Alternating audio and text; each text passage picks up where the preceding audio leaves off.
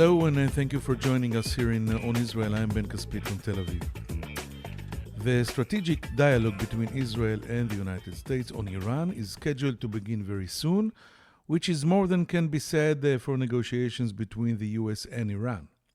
Tehran has flatly rejected the American proposal to renew talks, and the Ayatollahs seem unimpressed by the changing of the guard in Washington. Meanwhile, tensions are high as Israel prepares for another crucial election campaign and is at the same time trading blows with Iran, some of them military, some secret, others public. Just last week, a cargo ship owned by an Israeli businessman was damaged in a alleged commando attack in the Gulf of Oman. An Israeli minister is accusing Iran of environmental terrorism involving a Libyan tanker that allegedly spilled tons of oil off Israel's coast, causing widespread pollution. Meanwhile, aerial strikes on Iranian targets continue in Syria, some carried out by Israel, others by the United States. Israeli leaders and top officials are divided on how to deal with the new administration's intention to return to the agreement with Iran and on the way to mobilize the Russians and Chinese in order to plug the holes in that deal. Prime Minister Netanyahu prefers a tough, confrontational approach and claims that anything is better than a new agreement with the Iranians. But not everyone in Israel agrees. A few days ago, the Yediot Ahronot newspaper ran a wide-ranging interview with the deputy head of the Mossad, who left the agency last month. The official, identified only by the initials of his first name, A, revealed details of the complex intelligence operation designed to convince then-President Trump to withdraw from the deal with Iran in 2018. But he also admitted that although the operation had achieved its target, Israel's position these days is far worse than it was while the agreement was in force with U.S. participation. According to the official, the Iranians are far closer to a bomb now than they were during the Obama administration. Our guest today is one of the foremost experts in the world on this issue. He served as director of the Mossad, as head of Israel's National Security Council, and as special envoy of 3 prime ministers for highly classified missions, especially related to regimes that did not maintain official ties with Israel. Efraim Halevy joins us right after this short commercial break.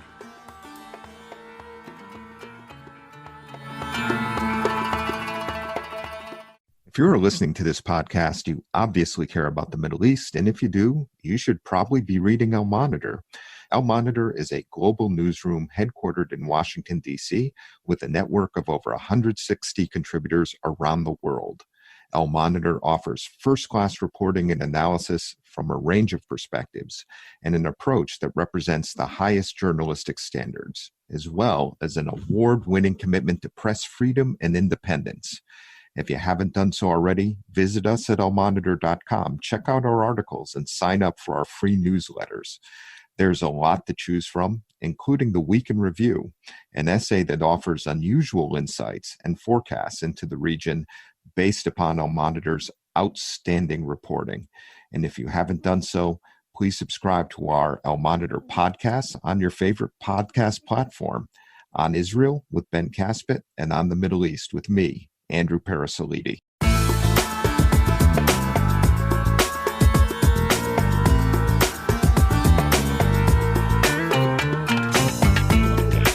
Now I'm very happy to say hello to the ex-Mossad Chief, Mr. Efraim Halevy. Shalom Efraim, thank you for joining us here on Israel podcast. It's a pleasure to be with you. I want to dive with you to the main issues, the global issues here in the Middle East, especially the Iranian issue. But before this, I want, if it's possible, to get your comment about a thing that is bothering Israel for the last 2 or 3 days, since the announcement that the International Criminal Court in The Hague will investigate the Israeli officials and maybe commanders and even maybe ministers and prime ministers that are connected to the war in Gaza in 2014. There is a lot of harsh criticism in Israel about this move, not only in Israel, also in the United States, many European allies of Israel. What do you think about it? Well, basically, I think that the decision is a bad decision on their part. I think there is no real legal basis for the move that they have made.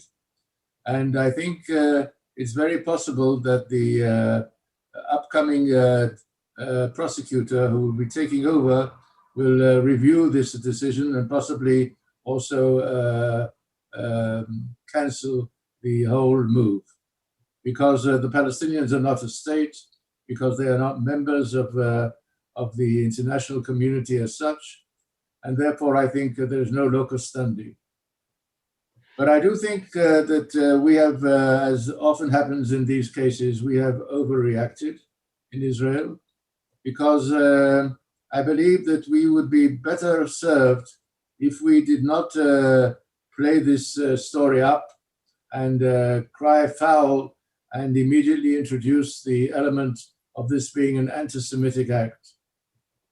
It's certainly not a friendly act to Israel, but I think the term of anti-Semitism does not serve us in this case for two reasons.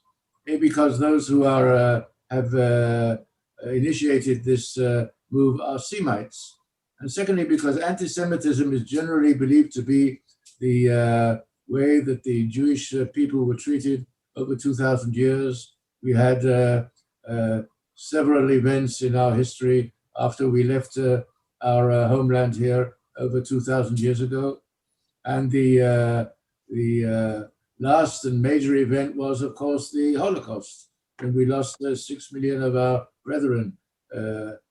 I, from my side, also lost an uncle and cousins and other relatives.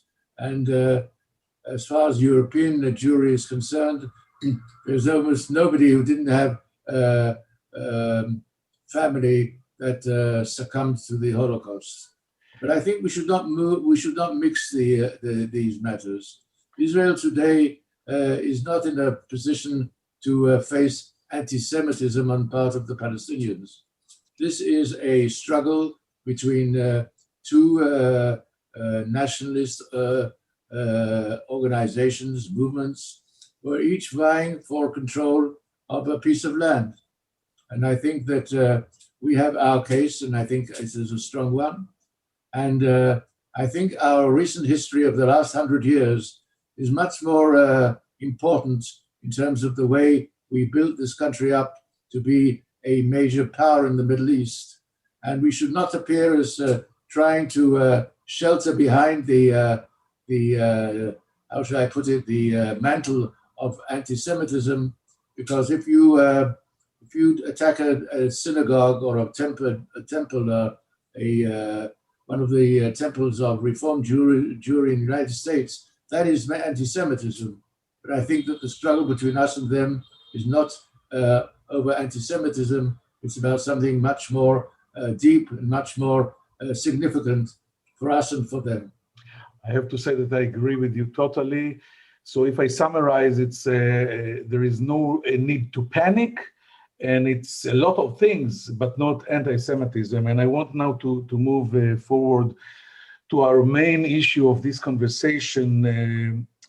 I'll ask you this. An argument is taking place behind closed doors, some of which has been leaked to the media, regarding the desired policy vis-a-vis the new American administration. Should Israel engage in a pragmatic, intimate dialogue with Biden's people on the Iran issue, or should it adapt a tough line of the kind that Netanyahu took during the Obama administration? What do you think Israel should do? Well, I think the history of the last 10, 15 years in our relations with the United States has shown that when it comes to the basic interests of Israel, they have been extremely well served by both the previous democratic leadership in the United States and President Trump, who recently lost the election in the United States. I'd like to remind the listeners that we are now in the midst still of the 10 years of a $38 billion decision of President Obama to provide Israel on a yearly basis with $3.8 billion worth of equipment and other elements. And this is something which was with no previous administration. We never had such a long-term agreement. And therefore, I think that one should look at the way Israel went about the JCPOA with Iran and revisit this subject. Because after all, in the end, what we would like to do is to find some way of solving the problem of the Iranian nuclear program, which is obviously a threat to Israel, not an existential threat, because I have claimed over many years that Israel is cannot be destroyed, it's indestructible. And I think we have the means at our disposal to prevent our destruction. But it is a struggle between us and them, which we have to find ways of reducing to something different than it has been up to now. I think it would be a mistake to do two things. First of all, to adopt the policy that was adopted when President Trump came in, of convincing him to leave the JCPOA. I think once you leave an agreement, you no longer have leverage on the other side. And B, to study the results of the last 4 years, if indeed the departure from the United States from the JCPOA served the best interests of the United States and of Israel. And my inclination is to say that it was not a success. The policy of ultimate confrontation, of imposing sanctions, more sanctions, even greater sanctions, even more heavy sanctions, has not produced the desired result. And even the operations which were carried out by the Mossad in Iran, which I think were, in terms of the performance of the Mossad, was exemplary and was certainly a message to the Iranians which they cannot ignore. But nevertheless, even that has not brought the Iranians to their knees, and I don't think we can bring them to their knees. After all, who is Iran and what is Iran today? I remember the days in the Shah. I used to visit Iran regularly and meet with the previous regime. This is a country with 100 million population. I don't think that Israel is in a position to destroy and to remove 100 million people from the face of the earth. So we have to look at something more, shall we say, attuned to what the practical capabilities are. And I think that ultimately, if we want to reach a different plateau of relations with Iran, we will not be able to do so without trying to talk with them. And I think from my experience over the last 10 years, in meeting Iranians in Traktum meetings, which are the place where you can meet them, I'm talking about not Iranians who are in the diaspora, but Iranians coming from Tehran, that there is a desire to try and have a dialogue of one kind or another, but it has to be a dialogue in which each side respects the other. And mutual respect is always something which has to be agreed upon from the beginning in order to begin a meaningful dialogue. You said so many interesting things in this monologue that I don't know what to begin with, because I want to ask a few follow-up questions. First, let's dive into your what you just said, that the nuclear Iranian threat is not as an existential threat for Israel. Don't you think Israel is what we call a one-bomb state? It's so narrow in Tel Aviv, between Tel Aviv and the Tel Aviv Sea and Kalkilia, it's 15 miles.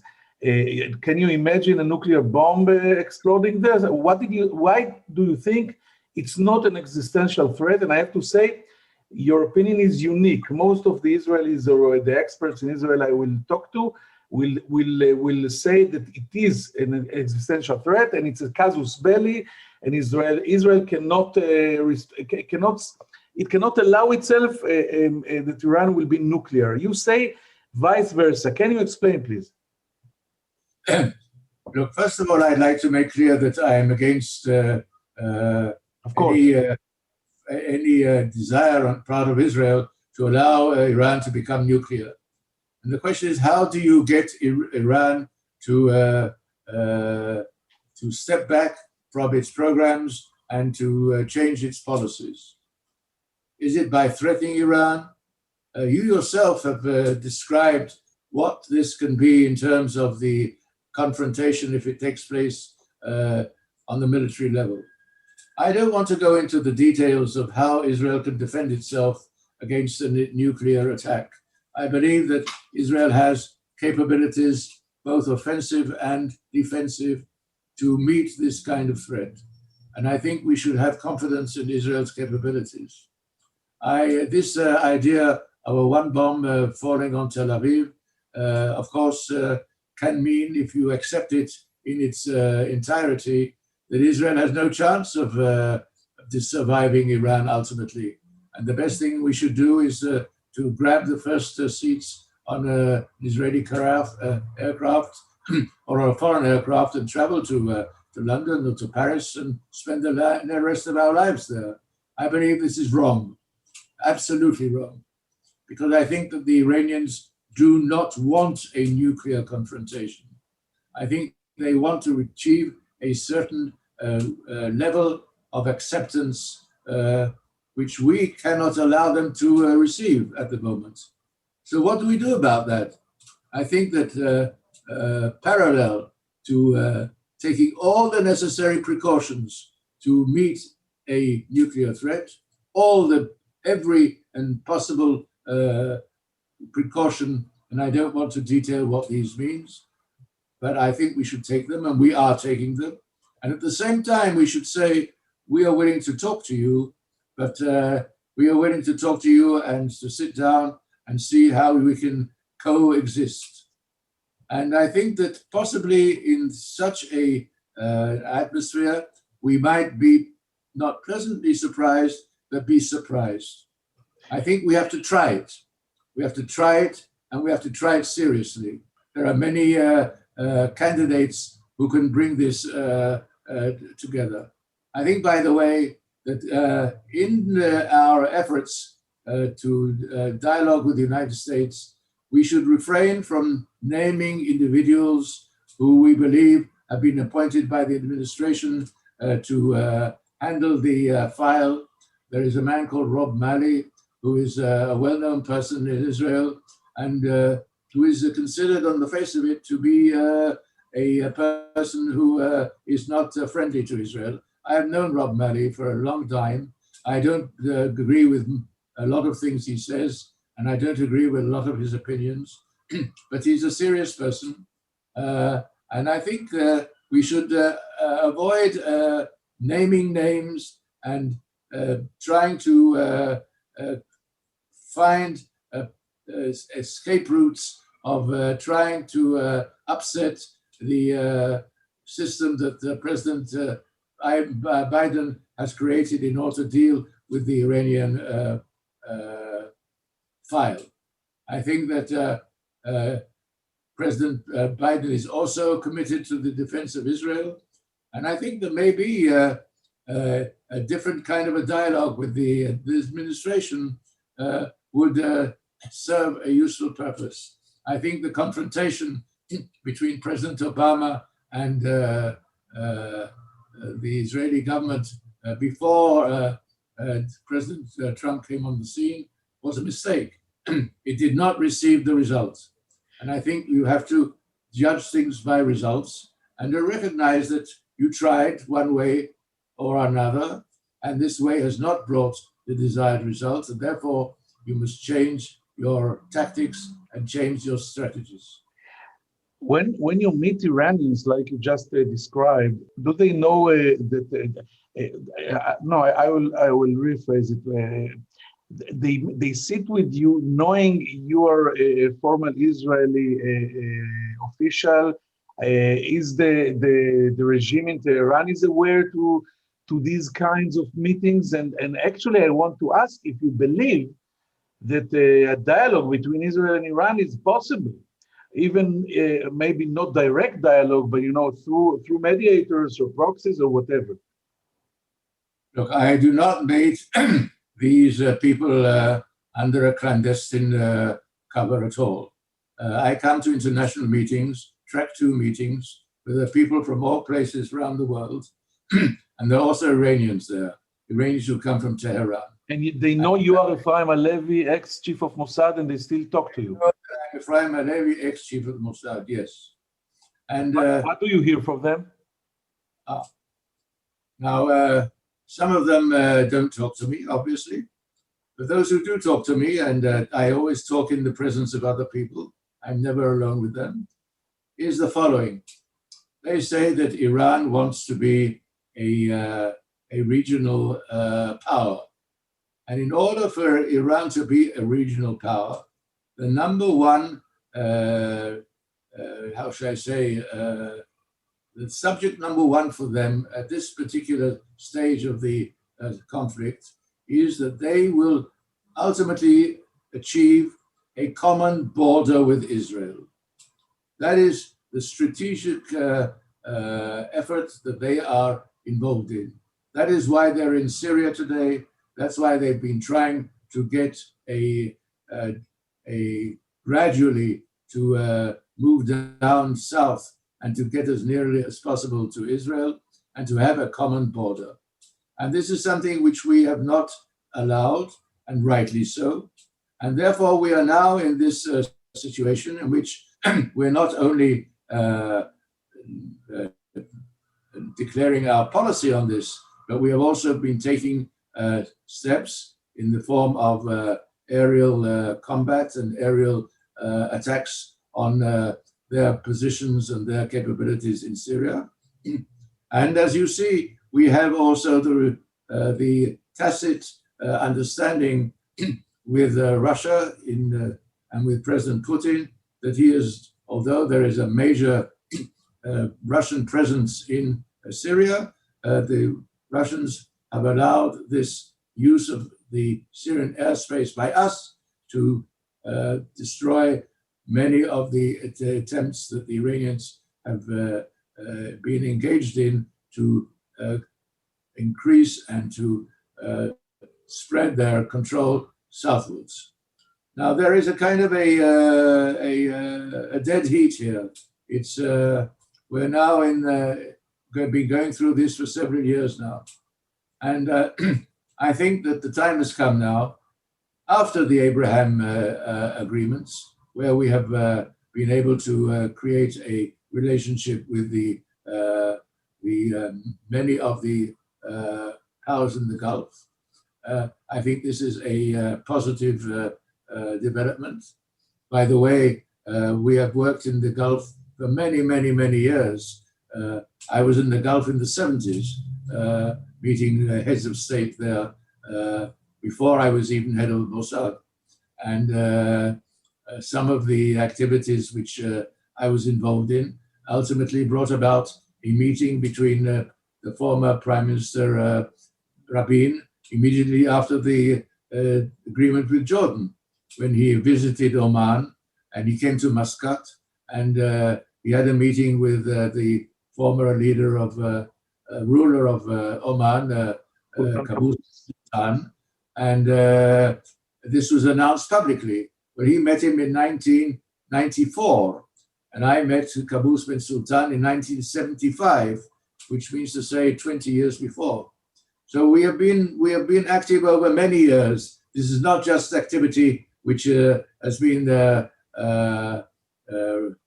registered in the last couple of years or last few years, although even the last decade for that matter.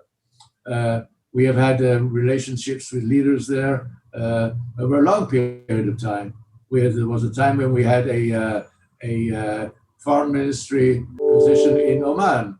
We also at one time had a consulate in Qatar. Yes, I remember all Israel, this. But Israel let me take you, Efraim, back to the Iranian issue. And I know you for maybe, I think, 2 decades now, even more.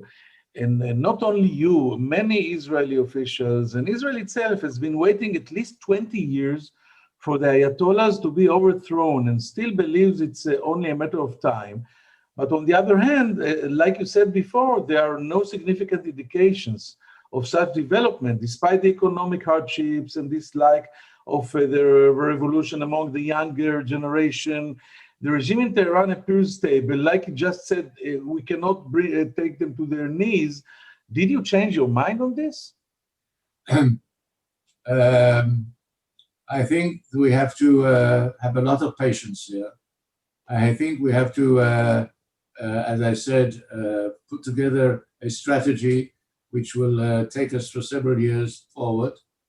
I think we have to try and create bridges to the Iranians in one form or another, some of them less public than people would like. And I think also that the Iranians are not fools, and they are not, how should I say, married to being obstinate to the very end. I think there are people in the regime who believe that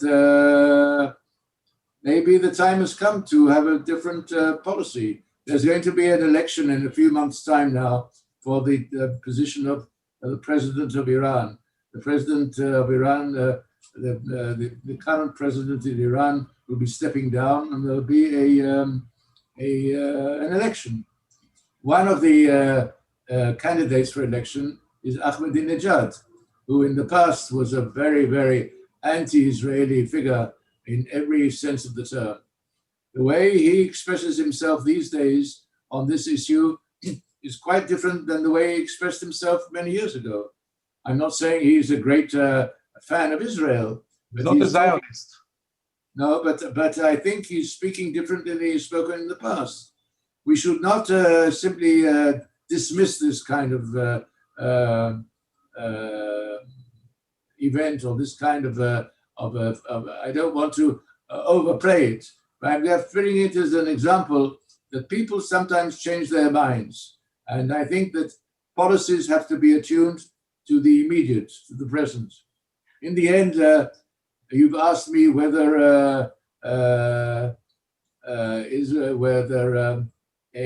can Israel survive a nuclear bomb on Tel Aviv?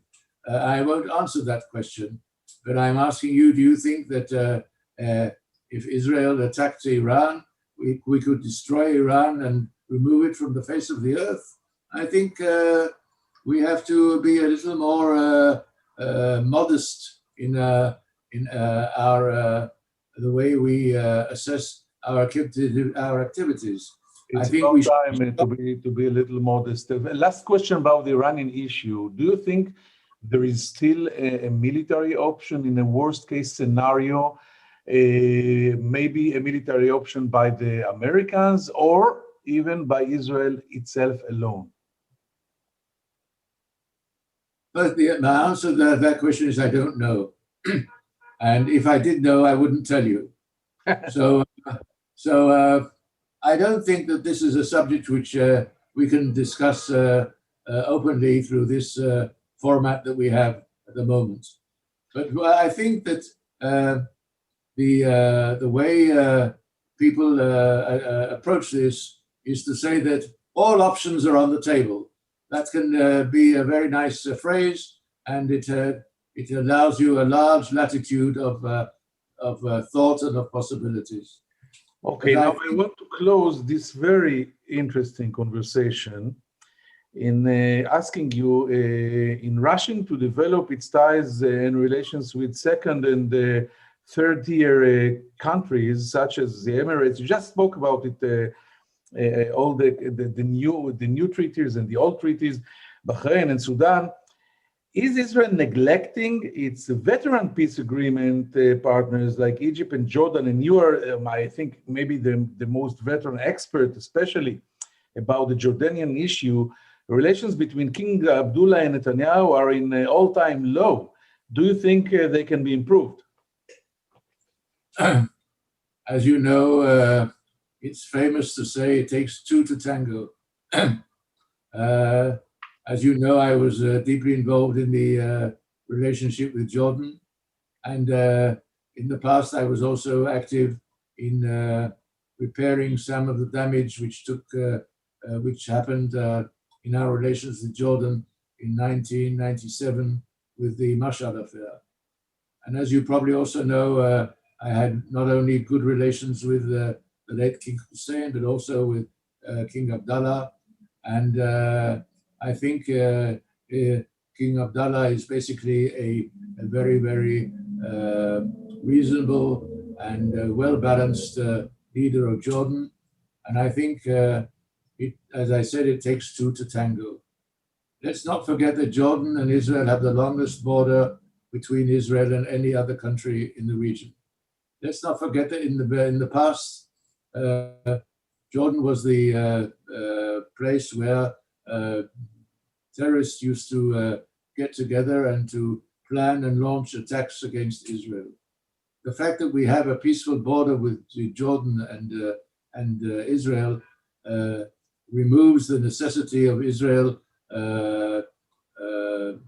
stationing large numbers of units along the Jordan River and south of the Dead Sea. These are not small matters. These are matters which have a great significance. Jordan now has a population of almost 10 million. Most of them are not original Jordanians. The last number of people who came in was from Syria, for almost 2 million plus. I was there some time ago, and I saw the villages that they have created there. And they are now not only there, that they are signaling they're there to stay. Jordan has a very, very heavy burden on its shoulders, which it has to deal with. And I think there should be more patience on the part of Israel with Jordan than has been the case in recent years. And I think that some of the ways that we have treated Jordan have not contributed to the basic necessities of Israel eastwards. And as far as Egypt is concerned, we have joint strategic interests in the Sinai against the groups which are still active there, which are very, very dangerous also and threatening Egyptian security and other necessities. I think Egypt is important, very, very important. Again, I mentioned Egypt is a country of over 100 million people. Egypt and Iran together are 200 million people, and we should, I think, invest much more in cultivating the relationship with the Egyptian leader and the Egyptian leadership, and we should be not take people for granted. I think one of the problems we have now is that we take Egypt and Iran for granted. The Emirates are a very important element in the Gulf. That if you compare the Emirates to Egypt, or the Emirates to Iran, or you compare Oman even to Iran, or you compare Qatar to Iran, we have to have a sense of proportions. Egypt and Iran are very, very important. And Jordan is very important as a buffer state between us and the East. And we have to invest in this. And we have to be sensitive to the necessities of Jordan and the problems of Jordan. And we should be supportive of the Jordanian leadership today. And this is unfortunately not the way and it is at the moment, as you said. Efraim Halevy, it was an excellent and highly interesting talk here on Israel and Al Monitor. I thank you very much for this. and we will take a short break and be right back with some final thoughts. Thank you. Toda Rabba, Efraim. All the best to you. Thank you.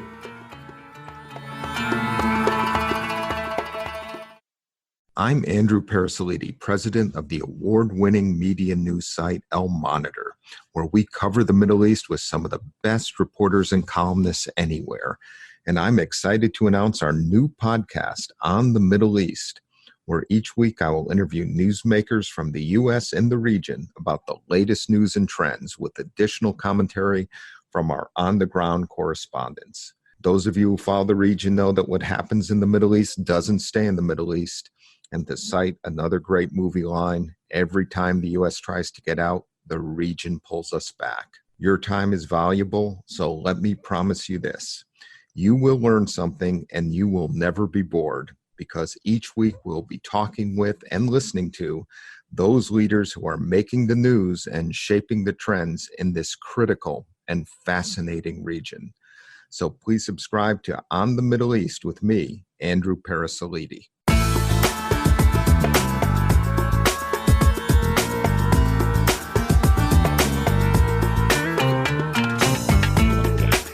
Thank you for staying with us. I think this very interesting conversation contained quite a few major headlines from ex-Mossad Chief Efraim Halevy. First and for all, he surprised me talking about the decision to indict or investigate Israeli leaders and maybe officers and commanders and soldiers of Israel in the International Criminal Court in The Hague after the complaint issued by the Palestinian Authority.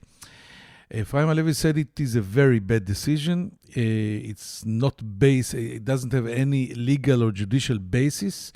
The Palestinians are not a state and not recognized as a state by the United Nations, so they cannot be dealt with in this court.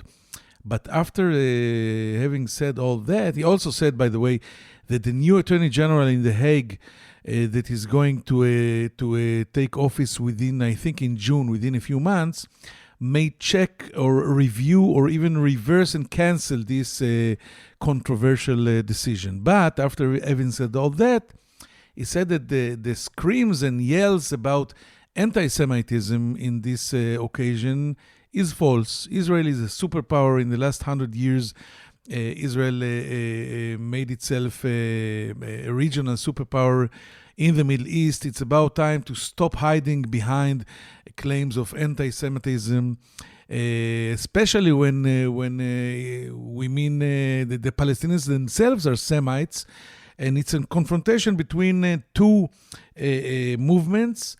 The Palestinian movement and the Zionist or Jewish or whatever, so it's not anti-Semitism. Talking about the Iranian issue, I think Efraim Halevy changed his opinion after 2 decades. He thinks it's impossible right now, not only for Israel, but for the United States and the other superpowers to bring Iran to its knees. Iran is close to 100 million people population. It's a regional superpower, and we have to forget about it, and maybe also forget about pushing or planning a coup in Tehran and waiting for the Ayatollahs to pass away or the regime to change. It's about time to start and look for occasions to negotiate and to deal with Iran. And he said that he's meeting Iranians, not opposition, not diaspora Iranians that are coming from Tehran. He sees and meets them in international forums, and he speaks with them. And it's very interesting to hear it from Efraim Halevy. And he also said that even a nuclear Iran is not an existential threat to Israel. Israel, says Halevy, cannot be destroyed. It's indestructible, and it's about time to start feel safe for ourselves. It's never too late to change the policy, continued Efraim Halevy, and he actually changed his policy. And he also speaks about the previous president in Iran, Mahmoud Ahmadinejad, talking about the election to the presidency in Iran. I think we expect it in the middle of this year.